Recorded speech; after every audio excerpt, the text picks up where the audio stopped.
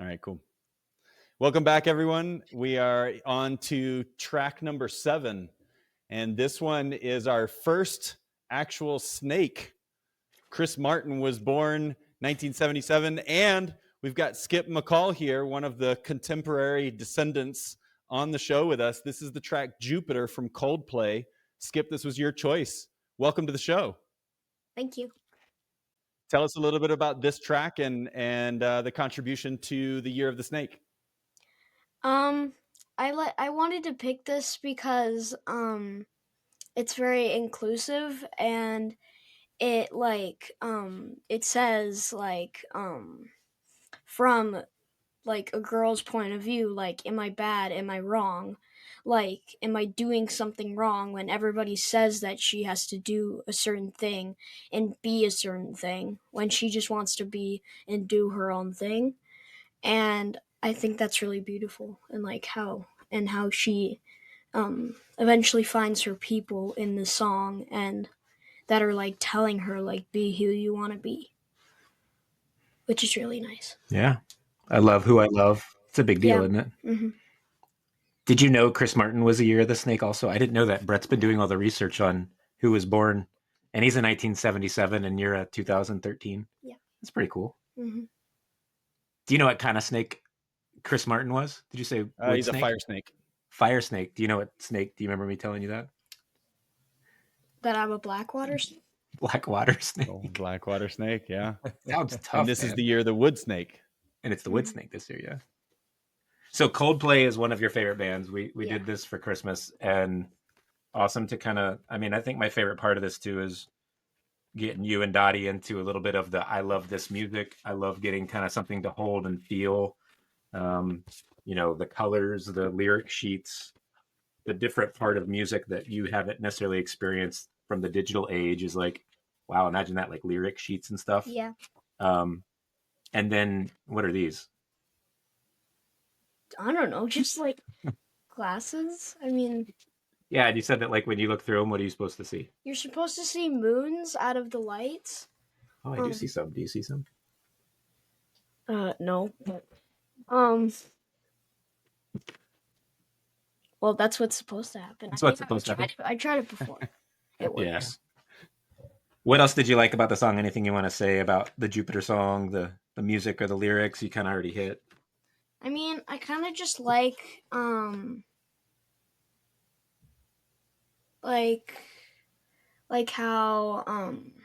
so I read this book called Good Different, and how this girl has to like pretend that she's like something, that she's just a normal when she's actually really not, and she wants to express herself, but she doesn't feel like when she does that people will like accept her for it.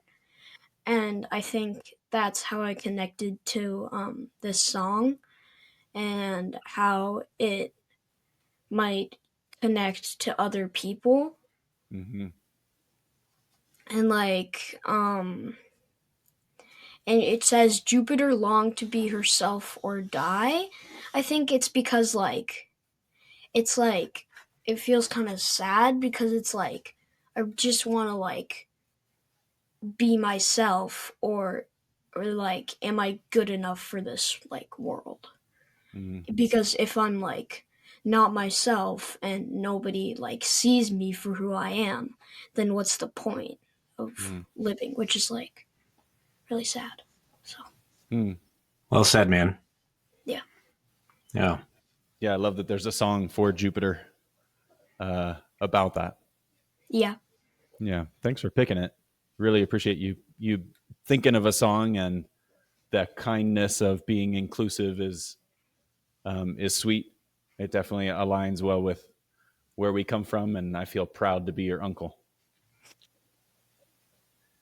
I agree. And the line, I love who I love, it's very much in the spirit of the podcast, because we really share songs that we love, and then we share them with each other. So it sounds like it's a music appreciation podcast, but I think what it really is it's a storytelling podcast where we tell stories about how we feel or experiences we've had in our life, and how the songs help us express that.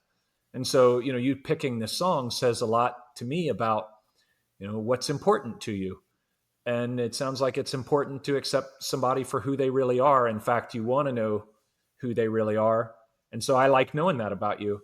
Of course, I like Coldplay. Coldplay is one of the bands that my whole family, your cousins and your aunt, all of us agree on, and they're British, and so that's another reason why they're popular. So you picked a really good one, and the album's really new. So maybe you can talk a little bit. It sounds like you got it for Christmas. How often do you listen to it, and where does this stack up in your favorite albums at the moment?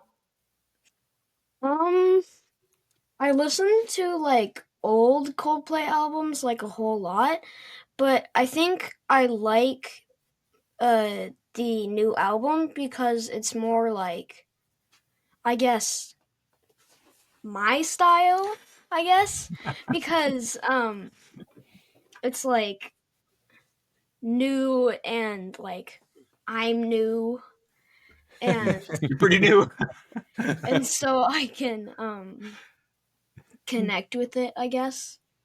And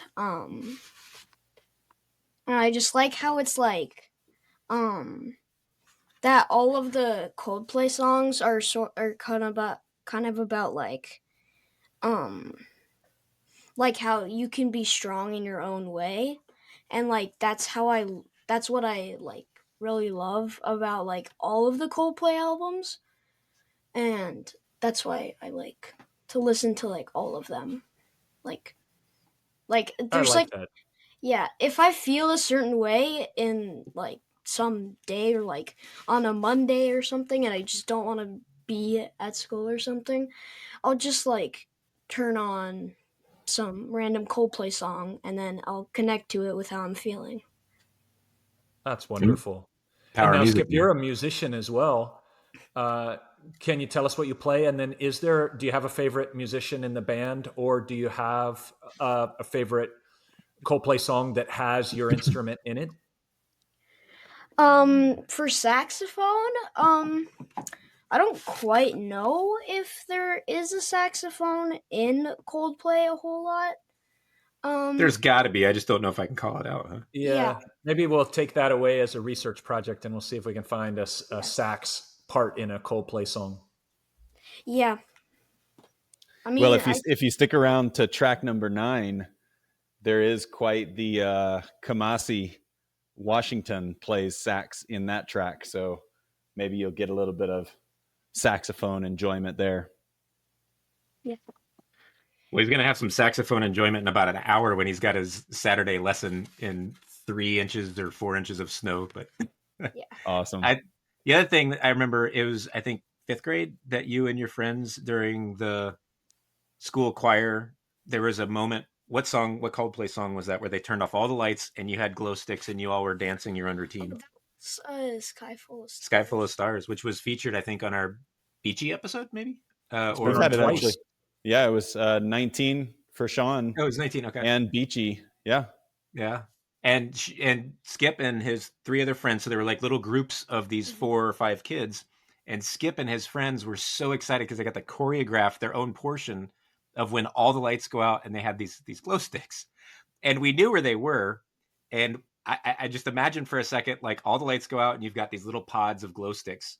Some of them are moving like this, some of them are moving like this, and then you got Skip's group going like, woo, and just dancing around, and you got the sense that y'all were having so much fun with that. Yeah, because we had like choreography where we were rolling around, or we were just like swinging our arms around with the glow sticks. It was really, really fun. Yeah, That's awesome.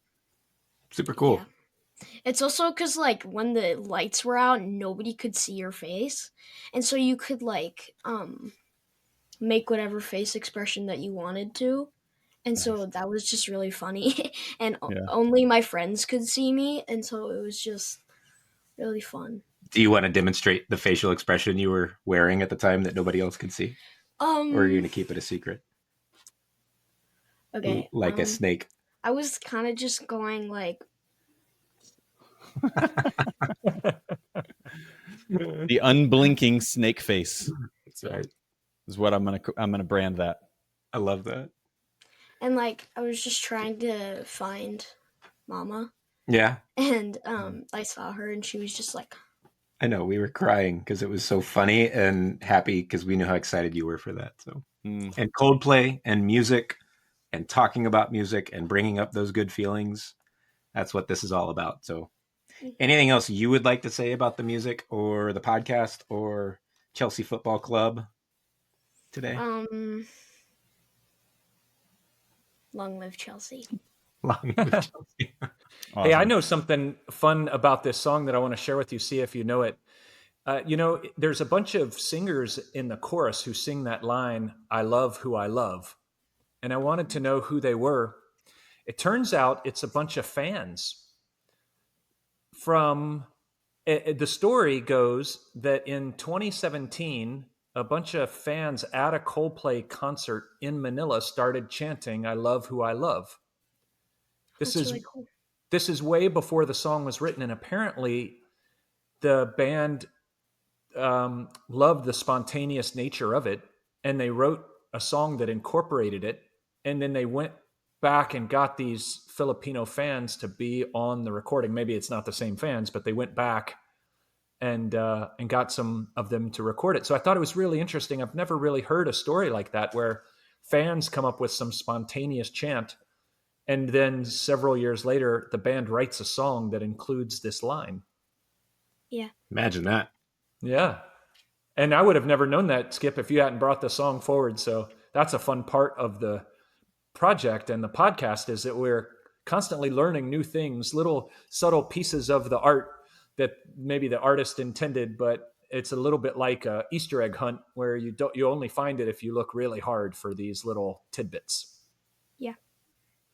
It's like the That's cool. snake eating its own tail, where like the musicians write the songs, the audience reacts to it, and then the artist hears the reaction and then writes a new song, and then it kind of continues. That's super cool to think of it that way. I just think that like Coldplay just leaves with every song that they make. It's kind of just like little like